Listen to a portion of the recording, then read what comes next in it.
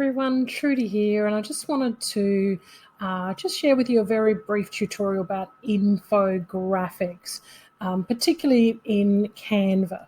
So infographics is,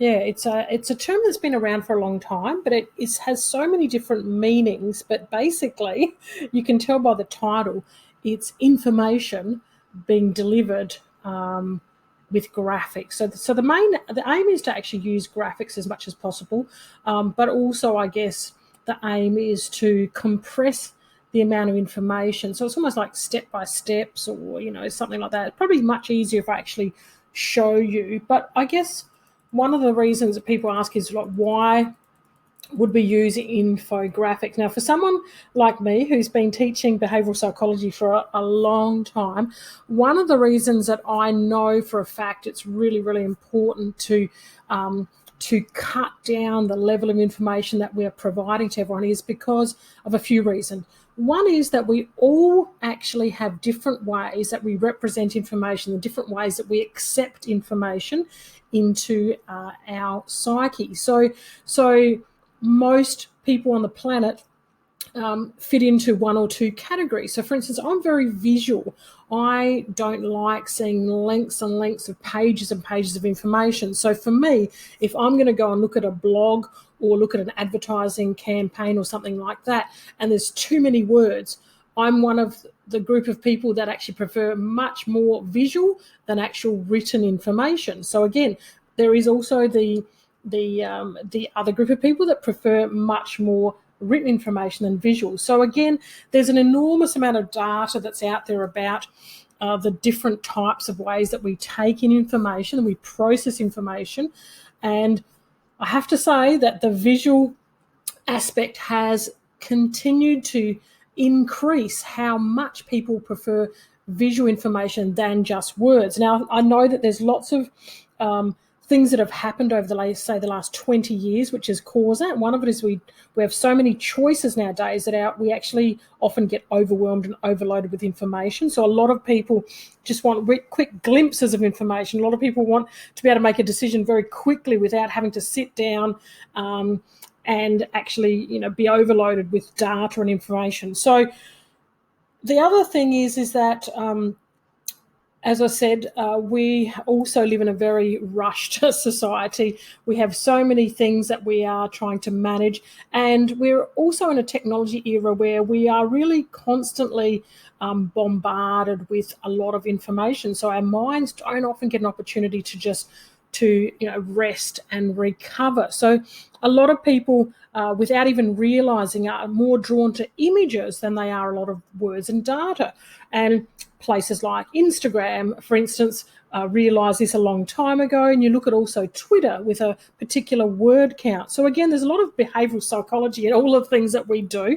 I've also got some really cool communication workshops coming up soon that you'll be really interested to learn more about, because that's where I go a bit deeper into understanding the way that you present information may need to be tweaked a little bit for your customers or for the people that you work with, live with, and anything else. So infographics, really, they create a visual impact.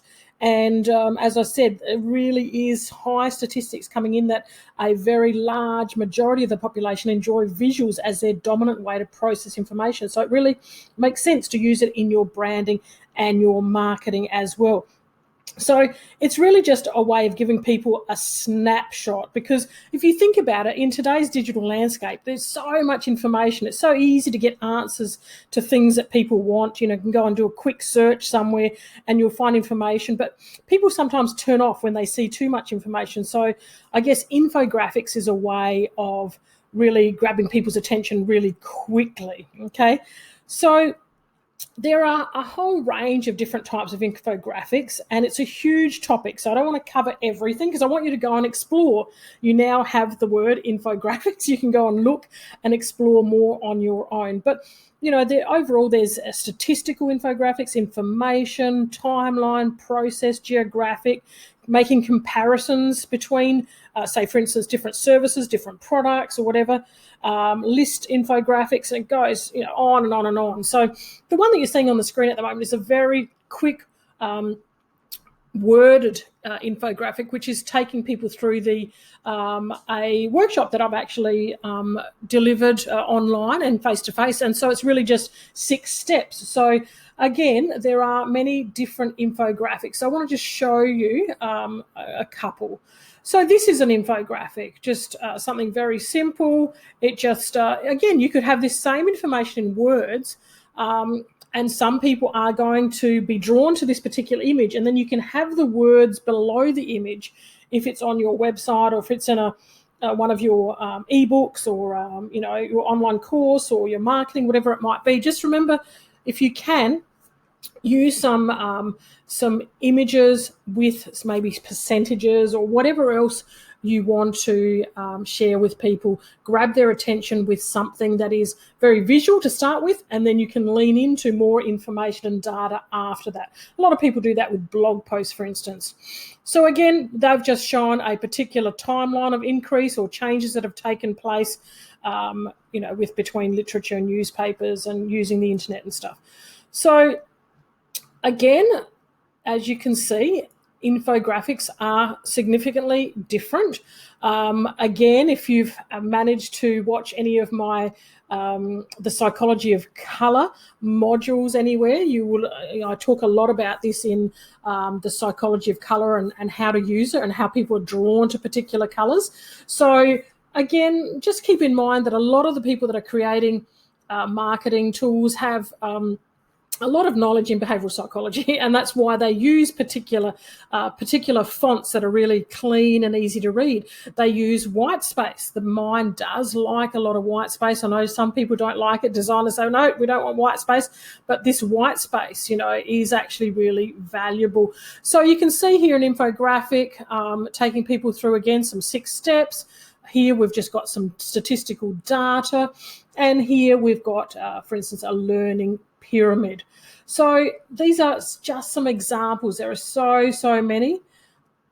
The infographics that I wanted to show today was in Canva. So there's this particular sizing in Canva that they give for infographics. But I've had people say to me, look, can I create an infographic for a worksheet? Absolutely.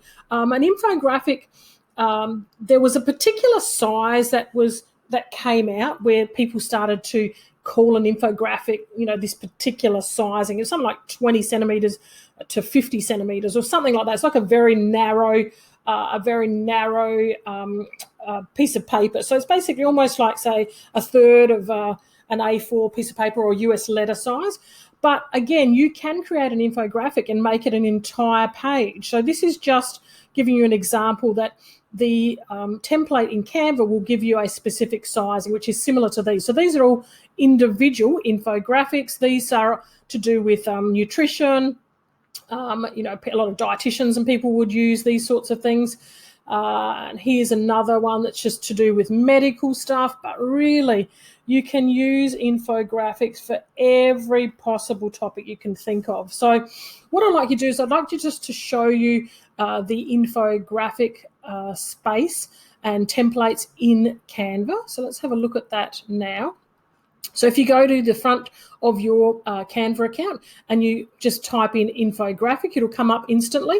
Now, I want you to notice there, if you can see the sizing, as I hover over it, it says 800 pixels by 2,000 pixels. Now, I've had a lot of people saying to me, Trudy, you keep talking about pixels, and then the other times you talk about centimetres. Okay, so I just want to show you that there is calculators online that you can actually get an idea on what this sizing is.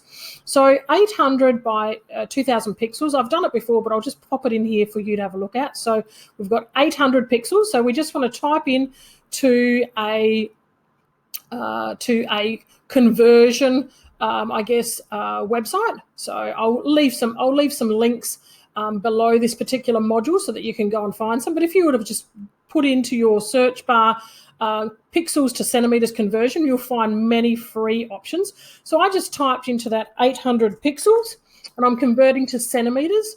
So it says to me that it's 21 centimetres wide. Okay, so that's what the width is. So let's have a look again. So now it's 2,000 pixels. So let's go and pop in 2,000. So just remember that we've got 21 wide, so 21 centimetres wide, and we now want to see how many 2,000 pixels are. So 2,000 pixels is 52 centimetres long.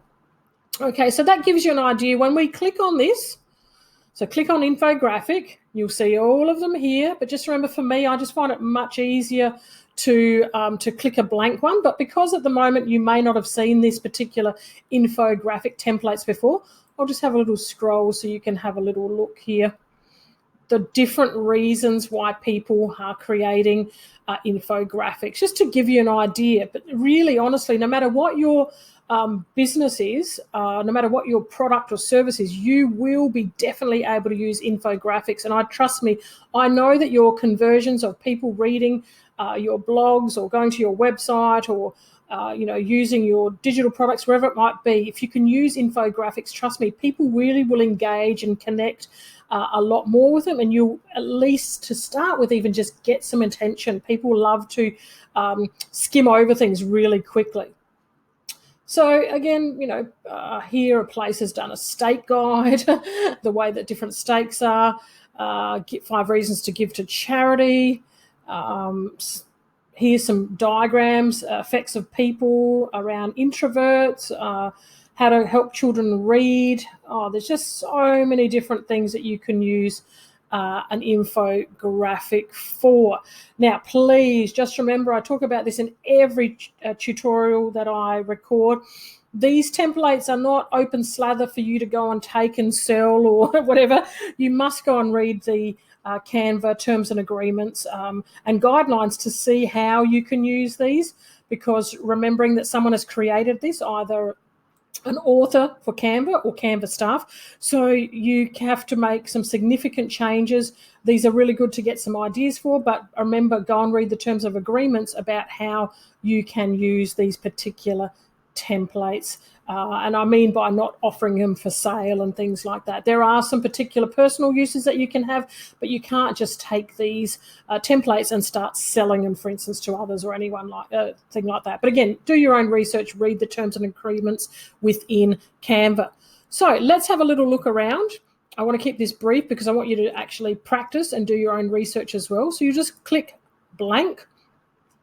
Now, we know from our particular pixels converter here that we did before, we know you can see why this particular, sizing looks quite unusual to you if you've never done an infographic in Canva before. So it's 21 centimetres wide and 52 centimetres in length. Okay, so just to give you an idea, that's how it would print out if you were to go and print them out. So if you wanted to put them on an A4 piece of paper or a US letter size paper, you'd have to create 2 and then copy them onto the US letter or A4 piece of paper. But for now, just have a little look around here. You can have a look that there are different template descriptions. So there's education infographic, process, business, timelines. Look at that beautiful butterfly one that shows the life cycle of butterfly, charity, and then it's just got all the different results. So again, remember that every time that you're using a template, you can simply just, let's just do the butterfly one because it's pretty. So remembering this is a template, someone has created it, so you need to go and check the terms and agreement. But ultimately, if you want to make some changes to this and maybe use this in your blog or use it somewhere else on your website or documentation or report or something, you can go and change the colors. You can go and change the images. You can change the wording, remember, at any time. Change the font. Okay, so change an image, just go up here to elements and put in butterfly. Remember, look for the ones that you can use for free. I like a lot more colour in mine, so that's why I'm going to put colour. I'll just put that there.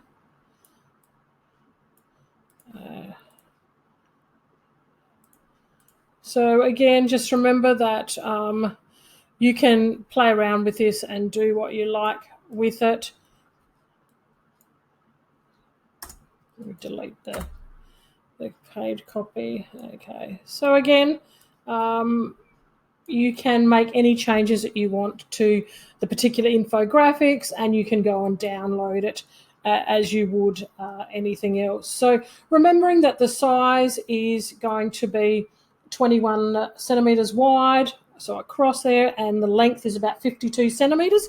But honestly, there is just so many different templates that you can use in these infographics. If you want to play around with a few different templates and use some of the elements to keep adding to, just add a new page down here, go and find another one that you like.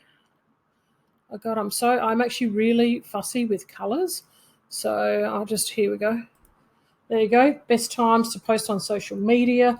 So again, just remember, there is lots that you can do. Be sure to check the terms and agreements to make sure that you are not going against any of the guidelines that Canva provides. Play around, create your own templates, add a new page, grab some elements, create a grid, create your header up here, put in some circles that are describing, your different service or whatever it is. So quick to basically be able to create something from scratch. Add in some pictures if it's to do with medical stuff. There's so much social distancing stuff out there at the moment, but I think that there are just so many opportunities for you to create something as an infographic for your particular product, service, or just really for information. You can do a fantastic one on self-care or whatever it might be. So I hope that very brief tutorial gives you some inspiration. Go out there, start creating some infographics, go online, go into a search engine and start looking for infographics on your particular area of business. So for instance, if you are in health and beauty, or if you're a writer, go and have a look at what sort of infographics other people are creating and be inspired and create something new for yourself and for your customers and clients. So much love from me to you, and all the best wishes. I really love to see some of your infographics. So that's all, and bye for now.